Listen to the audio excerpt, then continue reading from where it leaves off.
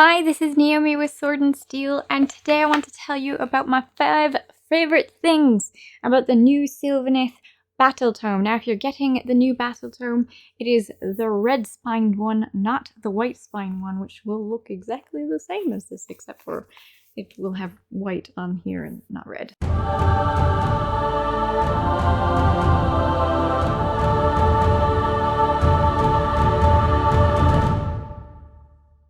So my first favorite thing is the new Walk the Hidden Path. Well, really, the Places of Power and the Walk the Hidden Path working together like it does. After territories are determined, before faction terrain features are set up, you can pick up to 3 terrain features on the battlefield that are wholly outside enemy territory. Those terrain features are considered by you to be overgrown terrain features. And at the start of your hero phase, you can heal 1 wound allocated to each friendly Sylvaneth unit that is wholly within 9 inches of an overgrown terrain feature or friendly awakened wildwood. Now, Walk the Hidden Path is once per turn at the end of your movement phase, you can pick 1 friendly Sylvaneth unit that is wholly within 9 inches of an overgrown terrain feature or friendly awakened wildwood. If you do so, remove that unit from the battlefield and set it up again more than 9 inches from all enemy units and wholly within 9 inches of either a different overgrown terrain feature that is more than 3 inches from all enemy units or a different friendly awakened wildwood that is more than 3 inches from all enemy units. That is so much flexibility in your movement of your units. It's great. As well, strike and fade once per turn in your combat phase immediately after a friendly Sylvaneth unit that is wholly within 9 inches of an overgrown terrain feature or friendly awakened wildwood has fought. You can remove that unit from the battlefield and set up again more than 9 inches from all enemy units and wholly within 9 inches of either a different overgrown terrain feature that is more than 3 inches from all enemy units or a different friendly awakened wildwood that is more than 3 inches from all enemy units.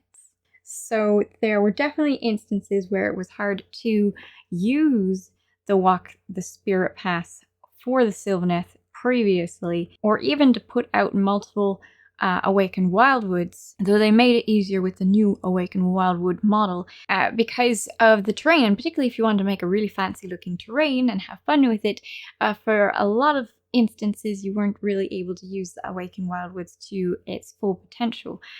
Now, whether you have an Awakened Wildwood or not, you have overgrown terrain features. So Awakened Wildwoods are fantastic optional terrain pieces, and just the addition of the overgrown terrain features setting off the other abilities of your units is so nice because it's now reliable. And I also like this strike and fade ability, which is going to be nasty because once per turn you can remove Sylvaneth out of combat.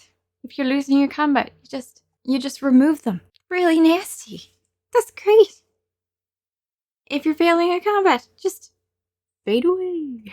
The next thing that I really like is that my tree lords, they have gotten beefier. They've gotten more expensive, more points cost, but they have gotten beefier and have more attacks. I like it because these models for Sylvaneth players are going to be one of the models that you're spending an awful lot of time on, unless you're someone who spends an awful lot of time on every model.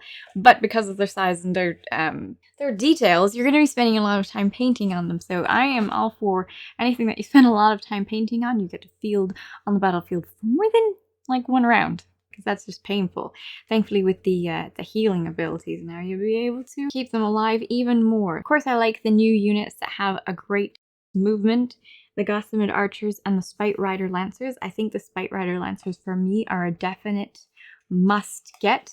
And that is because at the end of each phase, if any enemy models were slain by an attack made by this unit, you can heal all wounds allocated to this unit.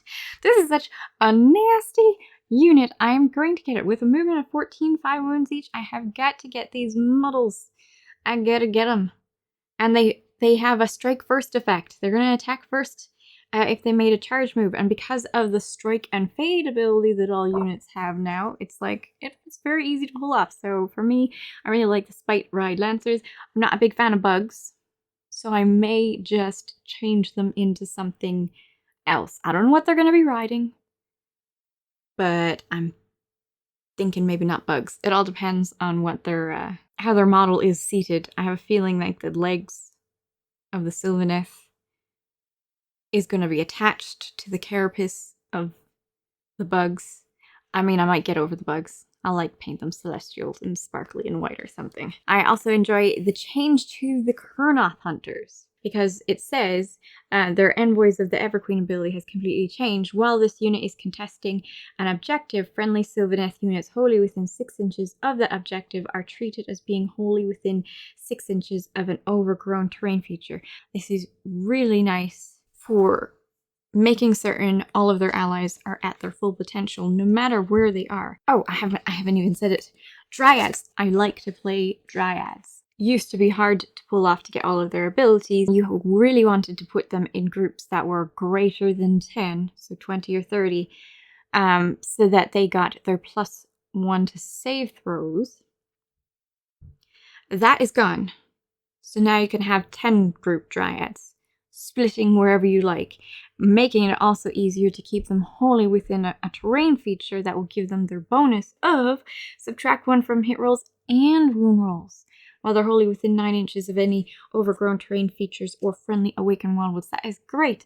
You don't need to worry about all 20 of them being wholly within an awakened wildwood. You just need all 10 of them to be within an awakened wildwood, because that's how I would play it. I wouldn't bother using any bigger units of Dryads. I would be going with more units of Dryads, because I would get extra branch nymphs. I have no complaints whatsoever about any of the changes made.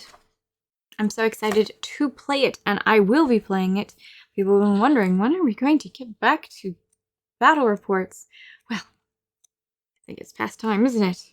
And the very first Age of Sigmar battle report I'm playing is I'm going to be using Sylvaneth, and who will likely be joining me is someone who has been working very hard on getting her Slaanesh army up. Her name's Brittany. I think you've seen her at least once or twice on the channel. She has been painting since her very first model, which was the Harpy Petunia. Yes, Millie is still alive and kicking, but she's currently off on her own thing, making necklaces and magnets. She's having fun. She's alive, having fun doing stuff like this. If you want to buy her stuff, I have it displayed in the store, and it's cute. All right. I will catch you in the next video. I hope you enjoyed it. Do let me know what you thought of this new book. And if you had any questions about the new rules or whatnot in these new books, you should let me know, because I'm going to be reading this over and over again. I'm so excited, and I just can't hide it.